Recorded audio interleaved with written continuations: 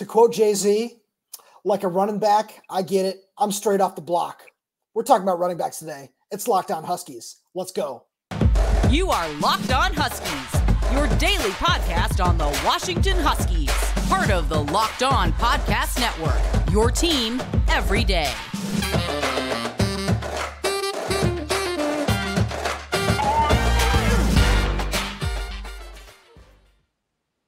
Welcome to Locked On Huskies. I'm Tomashoff. That's Lars, Hanson. We write with Inside the Huskies with Fan Nation and Sports Illustrated. Thank you for tuning in to Locked On Huskies and making us your first watch or first listen of the day. We really appreciate you tuning into us. And now make sure you subscribe to us on YouTube or wherever else you get your podcast. Follow us on Twitter. We got Locked On Huskies Twitter account now going, so be sure to follow that as well, as we can post some more updates over there. Lars, I can tell you really like my Jay-Z quote, man. Are you excited to talk about some running backs? Yeah, I don't know about the first part of that question, but I am excited to talk about the running backs. So I'll pick you up there. I'll pick up what you're throwing down there. But yeah, I mean, I'm not sure if I'm I don't hate Jay-Z. Nobody can hate Jay-Z, but I don't think I resemble a Jay-Z fan, if I'm saying so myself. You know what? I respect that. So we're going to open today. We're going to talk about the starters, and because there can be a little bit of a debate. We were kind of having it today at practice. We're talking about Cam Davis versus Dillon Johnson, and just kind of what that is going to look like going forward. Because obviously, just quick rundown: Cam Davis, the incumbent. This is going to be his fourth year in the program. Was a former four-star recruit from Upland High School and was awesome last year. Scored 13 touchdowns on the ground, was a big part of this offense. And then, of course, Dillon Johnson transferred in from Mississippi State. He's got 1 year left of eligibility and is just a different kind of back when you look at him physically. He's really talented, catches the ball really well out of the backfield. And as Tony Castricone pointed out a couple of weeks ago on Twitter, he has the most receptions of any Husky coming into the 2023 season, which is very interesting. And, I'll hand it over to you because then I've got some thoughts that I know some people might not agree with. So I'm going to give you the floor.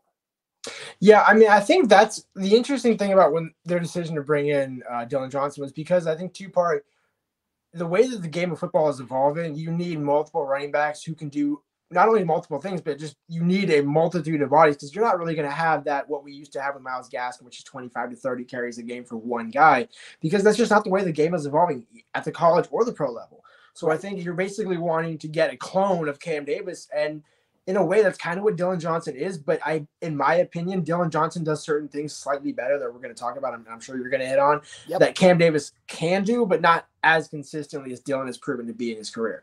And I think to your point, his pass catching ability was one thing that when I talked with Ryan Grubb and Dillon in the offseason, that's kind of one of the keys to why they brought him in is whether or not Penix is able to hit on all cylinders and the passing game is going, they have to have a run game. And if for some reason the offensive line is struggling in the run blocking, you still have to have a way to get your running back the ball. And I think Dillon being a natural pass catcher from Mississippi State, coming from Mike Leach's offense, the air raid, he's a natural pass catcher. So I think it was a perfect fit to get a guy to complement Cam because it doesn't, in my opinion, it doesn't matter who starts because they're both going to get about 10 to 12 carries a game. It just matters who's going to have more. And I think Dillon also can do more with less. He might have 8 to 10 carries and 120 yards and 2 touchdowns, where Cam could have 16 to 18 carries or maybe 98 yards, 80 to 90 yards, and maybe a touchdown in there depending on the day. But I think that's kind of, you need that dynamic between the two, and then obviously the depth behind it that we're going to talk about. No, that's a great point. And because I really want to talk about Dillon Johnson's prowess as a pass catcher, because we saw it last year. We've seen it in the spring, in the fall, is that they love, this coaching staff loves lining up running backs anywhere in the formation. There's nowhere, they want everyone to be able to do everything. And that's something that Cam Davis is good at, but Dillon Johnson, especially in terms of, as you talked about Mike Leach's air raid offense, that's something that Johnson is just a little bit more proficient at. He's a little bit bigger, a little bit stronger, probably a little bit better as a pass protector as well. But the issue here is that he's still coming off a knee injury. And it's something that Ryan Grubb touched on a little bit when we talked to him last week, where he said, yeah, in the spring, we probably rushed him back a little bit too quickly from that. Something that he had a little bit of a procedure done while he was at Mississippi State on, I believe it was his right knee. Can't remember it was. And he played in 2 or 3 practices in the spring, and then we didn't really see him again after that. And it was clear that they were trying to just ramp him up. He went, because when he went in the spring, it was full go. They gave him a ton of touches, and he was stiff-arming dudes, and he looked just like a different kind of back in that room. I know I use that term a lot, but that's really what it is when you look at him. He's stronger. He's just as athletic. He might not have the same kind of breakaway speed that Cam Davis does, or maybe even some of the other guys that we'll touch on during the show, but he is a really, really talented guy. And he's somebody who just, I think that will be able to have a bigger impact over the course of the season, especially if he can play all 12, 13 games. Well, see, I think that was a little bit of his problem last year at Mississippi State. Was he came back, I believe he told me, in 3 weeks or less from that knee injury, and that's usually an injury you're out a couple of months for. So I think partly that was kind of, he might have been rushed back a little bit too quickly last season to make a bowl game for Mississippi State, and then kind of a similar situation as you touched on, to where, yeah, we know what this guy is. We know he can fit in our offense. Do we really need to be getting him so many carries, especially in the spring? And so I think it was good for them to shut it down. And as we've seen in fall camp, he's been out there, but I don't think he's gotten as many reps as Cam Davis or even Daniel Ngata at times. But it's because they already know what they're getting with him, and it's better to get him understanding the scheme so that when push comes to shove, he already knows how to execute it, and you're saving that wear and tear on the body. Because I think, as we've seen, especially with the running back position, UW has kind of been banged up over the years in the running back. And last year we saw, a couple of guys needing to get it. And, look at Cam Davis in the bowl game. Had a freak injury, wasn't able during bowl week practice, wasn't able to go. Wasn't a major injury. But again, imagine if now you don't have a Dillon Johnson to fill in that void. That's a much more significant uphill task for the offense, no matter how good Penix and the offensive pass game is. You're absolutely right. And that's something where Wayne Talapapa was solid at all of these things. But Dillon Johnson is a major upgrade in basically every single area over Talapapa. And that's something where because you said he hasn't really gotten as many carries as some of the other guys in the room. I don't think he's gotten like even close to as many carries as even a guy like Sam Adams or Richard Newton, where those are all guys where they kind of want to see a little bit more of what they have in them. And just, this is something where we know what we've seen from you over the past year and a half now with the staff, but there's still more that they want to unlock. Whereas with Dillon Johnson, it's his last go around. Why not keep him healthy and just have him just make. Can you hear that? Yeah, that's just, minor sound issue. These things happen. But it's something where, with Dillon Johnson, they can just say, all right, moving forward, we know what we're doing, what we're getting, and how we can use you in this offense going forward. Yeah, and I think that, ironically, one of the other things that I touched on with Dillon was that being in the SEC for 3 years, he's already kind of taken so much of a pounding. One of the appeals to coming out west of the Pac-12, and he didn't want it to be a slight. It's not an insult to say you're coming out to the Pac-12 to play in a lighter conference. But I think that was kind of the mentality where he just didn't want to take as many licks. He kind of wanted to be more of that, to our point, pass catcher, kind of not necessarily taking every single pounding hit, because at this point, he was about ready to go to the NFL last year. Had he not gotten hurt, he probably would be at least declaring for the draft and kind of just seeing where he lands. I think he might have been probably a day 3 pick, maybe a day 2 pick, depending on how certain teams evaluated him. But he wanted another year to kind of showcase his entire ability. And there's no better offensive coordinator to do that than Ryan Grubb, in my opinion. No, you're absolutely right.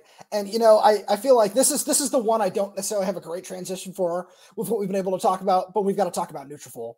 Lars, did you know that 80% of men will experience hair thinning in their lifetime? It's normal, but it doesn't have to be your fate.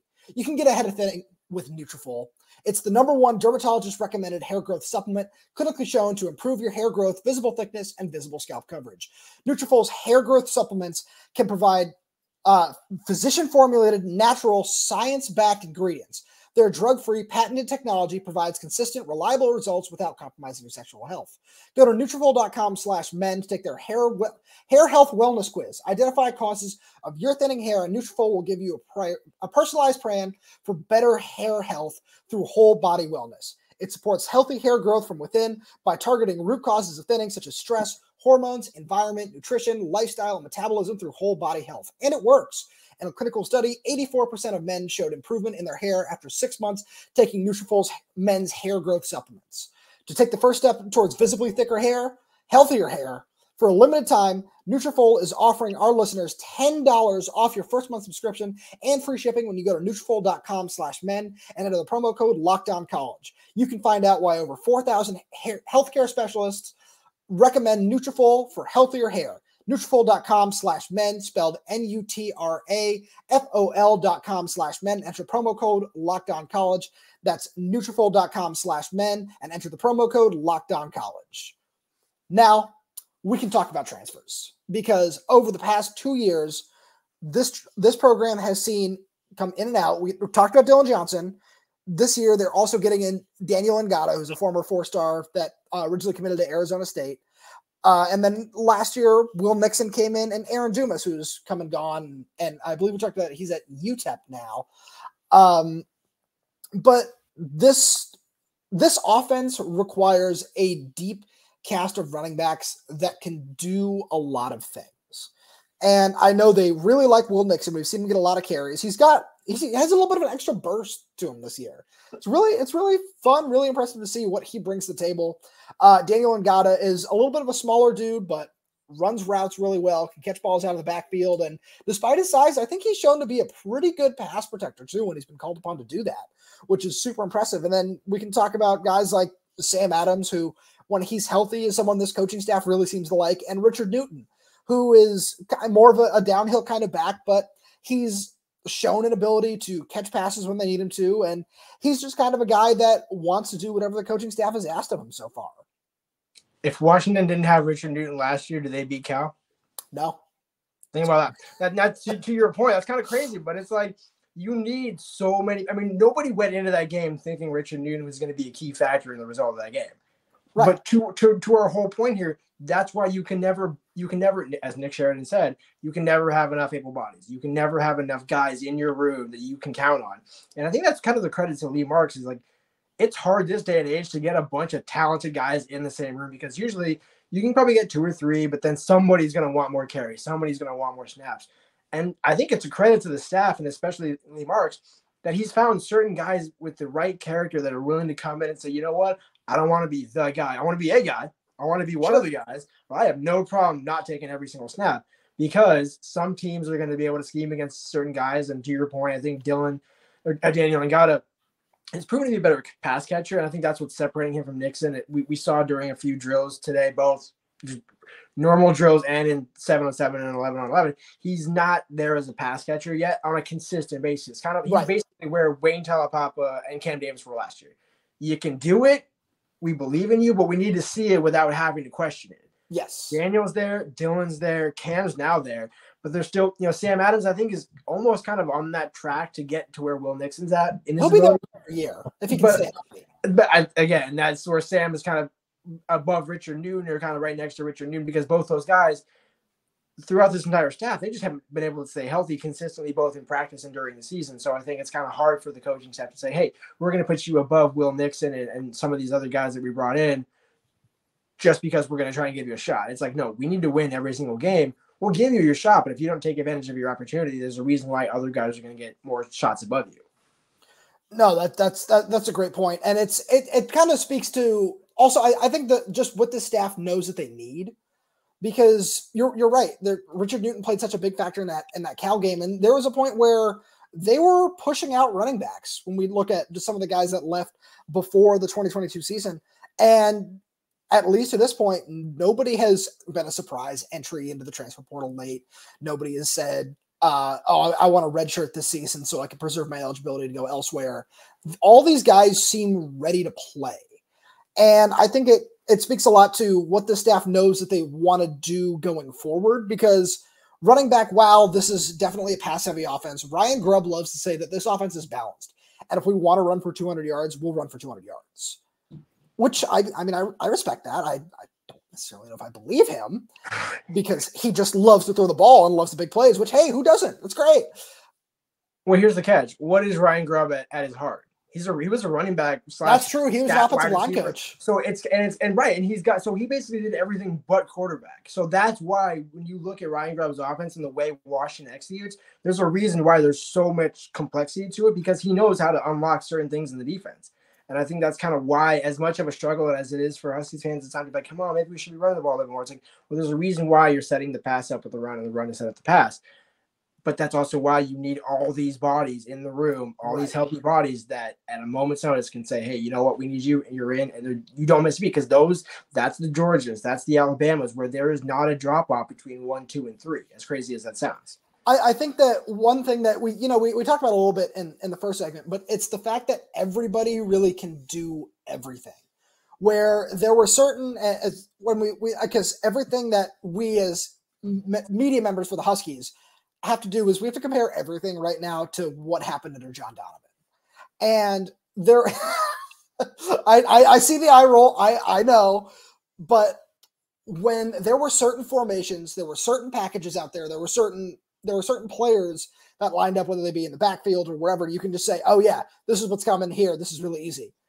And you don't get that anymore, which it's crazy to say, because, that's a pretty obvious thing, especially if you look at what goes on in the NFL.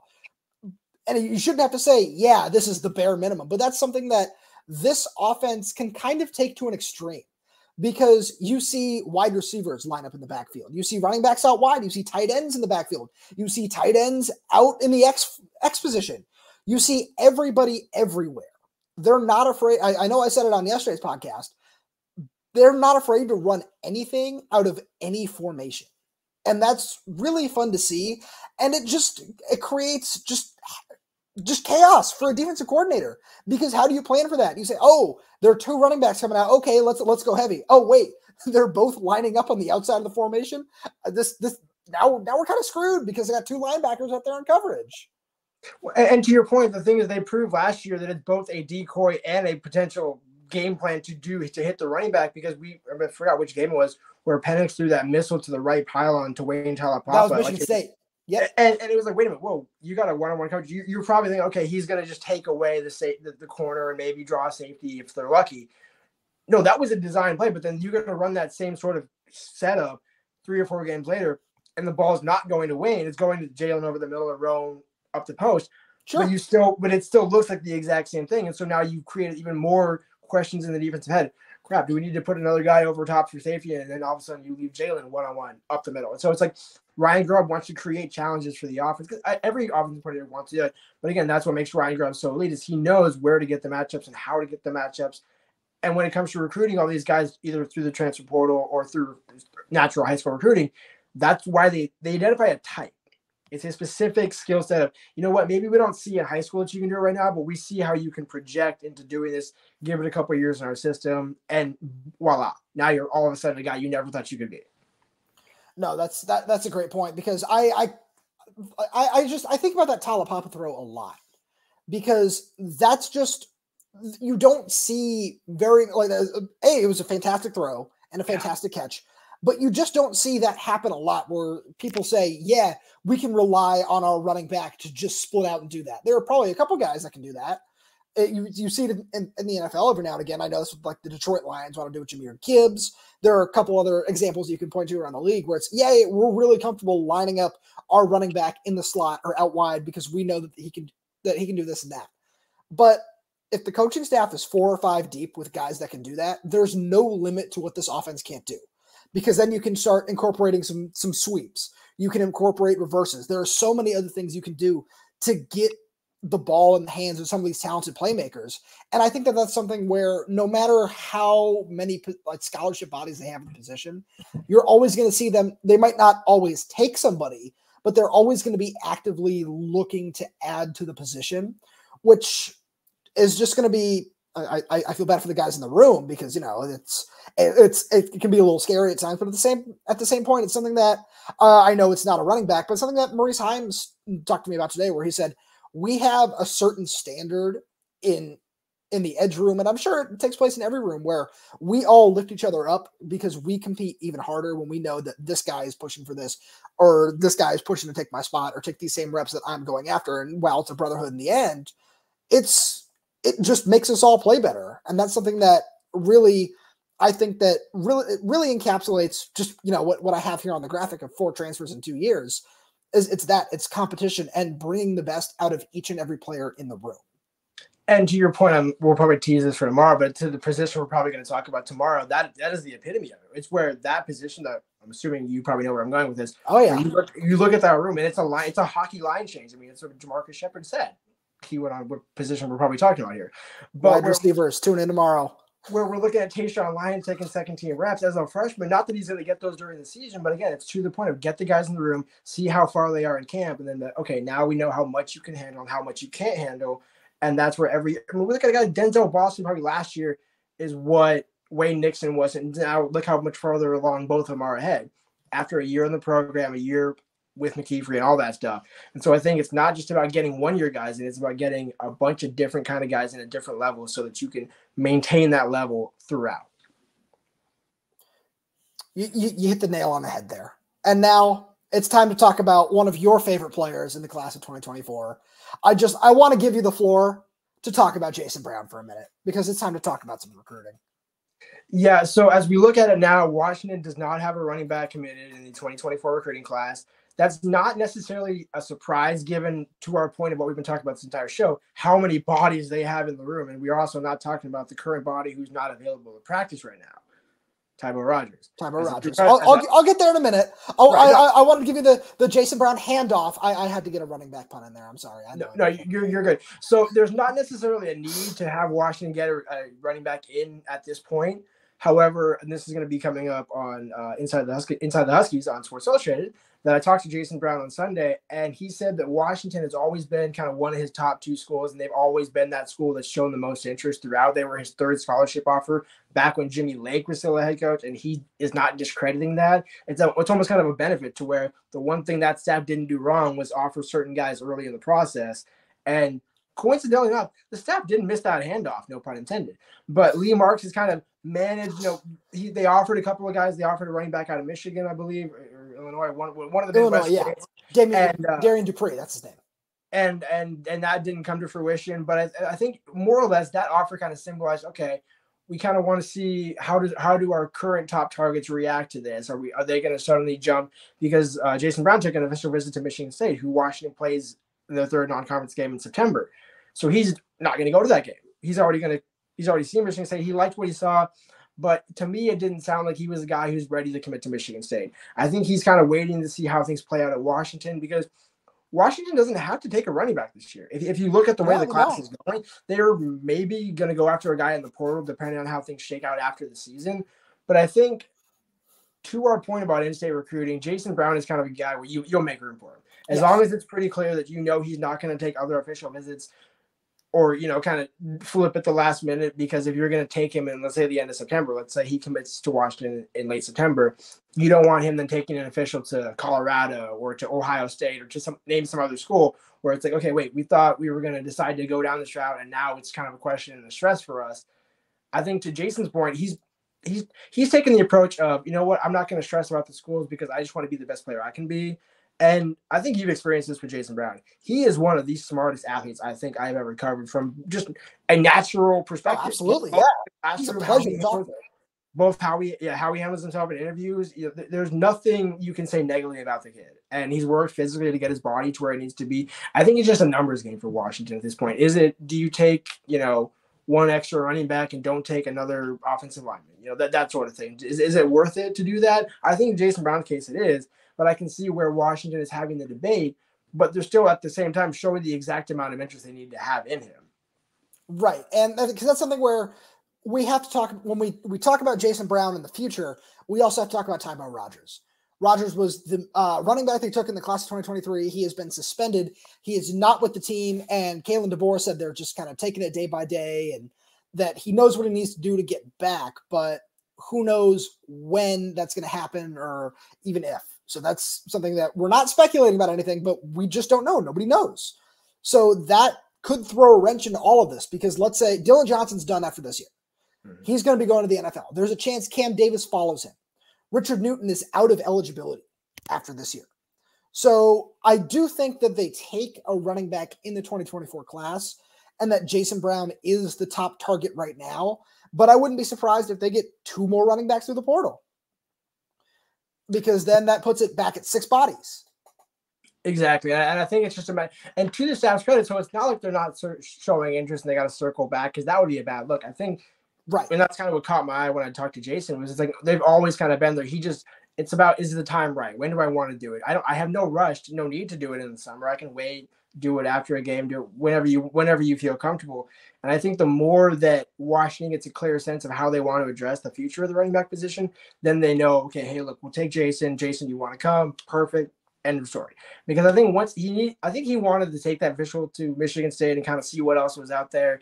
Did he want to go to Big Ten country? Now, if he goes to Washington, he's going to be in Big Ten country anyways. So I think there's a few other kind of small little details that once those get sorted out, I think it's going to be an easier path for Jason to stay home. In my ultimate opinion, I do think he ends up being the running back in the class. Now, whether or not they supplement that with transfers and how many, I think that's a question you can answer down the road. I think the question is going to be answered. You need to take Jason Brown at some point, because not just for in-state recruiting, because he also is a talented player, and I don't think there's any harm in having a guy come in and then, okay, maybe we don't recruit a running back next year. That's okay. Sure. That's fine. I still think that I think that with this class, or not just with this class, but going forward, that they'll take one high school guy a year. Because I know that it's something that Jason Brown told me a while back one of the times we first spoke, is that Lee Marks looks for a very particular type of player. Where he likes guys that might be a little bit undersized, but run bigger than they're listing, and guys who are versatile, who can do a little bit of everything. And that not only fits Jason Brown's profile, but there are going to be guys out there who are like that. And it's because in recruiting, as much as it is, oh yeah, you want to get this guy because you like his film, you want to get this guy because, you like his frame or how he projects out within 2 to 3 years, it's all a dart throw for the most part. And there's a certain amount of, you have to get this guy in the door and see what he does once he gets on campus. And to Tyler Rogers' credit, before the suspension, he looked really good. He looked like he was somebody who could make a name for himself in this program. But again, who knows how that will shake out down the line. And I think that this speaks to the talent evaluation, because Tybo was a higher 3-star guy, but he caught the ball really well out of the backfield. He is really, really fast and can just I don't want to talk about his pass protection yet, because that's really hard for any running back, especially one who's 18 years old and just coming out of high school. But it's something where you can look down the road at this program, and the future is bright. Sam Adams is somebody who they like. If he can stay healthy, that's a positive. I think that Nixon and Gata are probably going to be the two guys who end up carrying the load next year, assuming Johnson and Davis both jet off to the NFL. And it's not something where you say, oh, that's going to be a major drop off at the position. Yeah, the names aren't necessarily as flashy, but the talent is, there's a bug in here. It's everywhere. This is always really fun when you're in the middle of a point, like, yeah, I know where I'm going. I'm going to keep going. Nope, there's a bug right there. Bang, got it. Nailed it. Got it. I love it. But no, it's something where it's there. This position is in really good hands going forward. And it's something where I think that this is going to, I feel like I say this every episode. This is going to sound like a negative thing, but it's not. The scheme is going to create good running backs. Where I know you can say certain schemes create receivers. This scheme will create running backs, because the offensive line is talented. It does certain things to help open up particular holes for the running backs, but also that it knows these guys that they get into the system, they know how to run what they want. And if you can do that, look at what Wayne Talapapa did on 150 carries last year. It'll take you a long way. Well, and I think the more that I think about it, the more we talk this through, I think it's pretty clear that just looking at those body types next year, they're going to bring in another transfer no matter what. Probably like another Dillon Johnson mold, a little bigger kind of guy, because Daniel and Will are not. They're bigger, but they're not Dillon Johnson big. And so I think they're going to always 6'2", Yeah, that's a different kind of beast. To be fair, also kind of a hard guy to find. Like those aren't just kind of growing on trees here. But I think that's why you would bring in a guy like Jason Brown, but also kind of match that with another upperclassman. So that way, in case, because again, who knows, maybe Tybo could turn things around and be a contributing factor next year. But I think the question that we're answering is, you want those guys in the room. And so I think Lee Marks has proven he can do it. And I'm just curious how that's going to factor in moving forward. That's a great point. And as we wrap up here, Lars, I want to thank you for being here with me today. Thank you all for listening to Inside the Huskies. Be sure you subscribe to us on YouTube, Apple Podcasts, Spotify, wherever you get your podcasts. Follow us on Twitter. Follow Locked On Huskies on Twitter. We got a lot more great content coming your way. Tune in tomorrow as we talk about the wide receiver position. We might get a little bit of tight end talk in there also, but probably going to be, 98% receivers, because that group is just phenomenal and just so much fun to talk about and talk to. So there's going to be a lot there. And also check out our work at Inside the Huskies at si.com/college/Washington. And we will see you all tomorrow. Thank you so much for listening. All you everydayers out there, stay tuned.